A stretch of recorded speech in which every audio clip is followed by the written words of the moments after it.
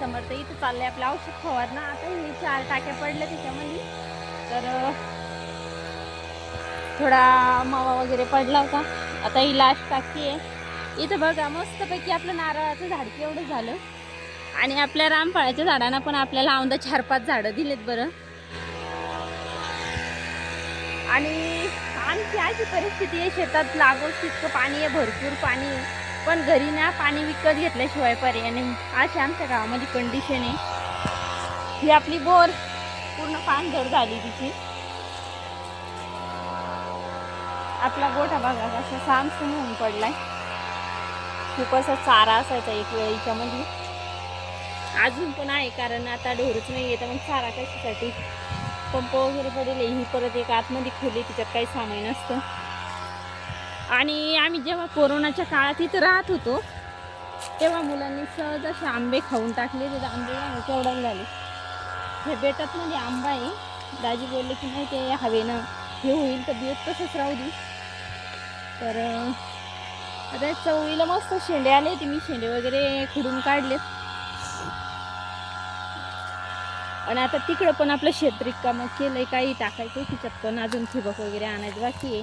आणि जे इथं उकिरडा वगैरे होता त्याच्यामध्ये ही काट्या वगैरे निघत, हे पूर्ण दाजीनं साफ करून घेतले. आता ते वाळल्या की ते पण जाळून टाकावं लागेल. आणि इथं विश्रामगृह आहे आपलं. तर विश्रांती घ्यायसाठी इथं बाज पण आहे शेतात, बघू शकता. आणि आपल्या जांभळीला मस्त जांभळं आलेत, म्हणजे अजून छोटे छोटे बरं का. जेव्हा येईल ना तेव्हा मी नक्की शेअर करेन तुमच्यासोबत. मस्त जांभळायला म्हणजे छोटे छोटे लागलेत एकदम. आणि आता हे मोटर चालू आहे ठिबकवरती. इकडच्या साईडला गवत झालंय जास्तीचं. आणि हे थोडं थोडं मी कोथिंबीर मेथी टाकली होती ठिबकच्या याच्यावर, मस्त उगून आली. हा पहिले यातला कोथिंबीर राहिला होता काही थोडा.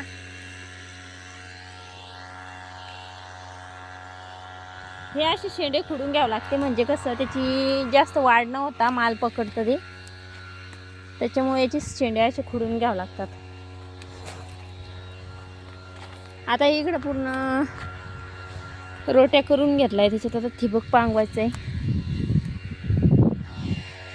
भेंडीला पण मस्तपैकी छान भेंडी लागली. आता ही मोटर चालू आहे सध्या. हे बघा छान शेंडे, याची भाजी पण छान लागते बरं. आम्ही 2 वेळेस केली, पण आता नाही नेणार शेतातून घरी. हे याच्यात तसं एक साईडला थोडं गवत पण जाड जाड झालंय. आणि हे इतकं निंदून काढावं लागणार आहे, पण म्हटलं आता हे थोडं भिजलं की नरम होतं. पालकाची भाजी.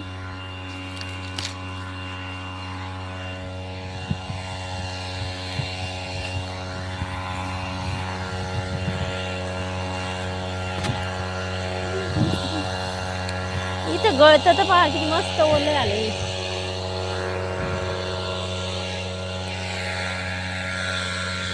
आणि ट्रॅक्टरमुळं काय झालं, हे 1 तास चाललं गेलं. हे म्हणजे समोर राहिलं आणि इकडं पूर्ण ट्रॅक्टरच्या ह्याच्यामुळे ते गेलं, कारण इथं गवताची बेट होती काही.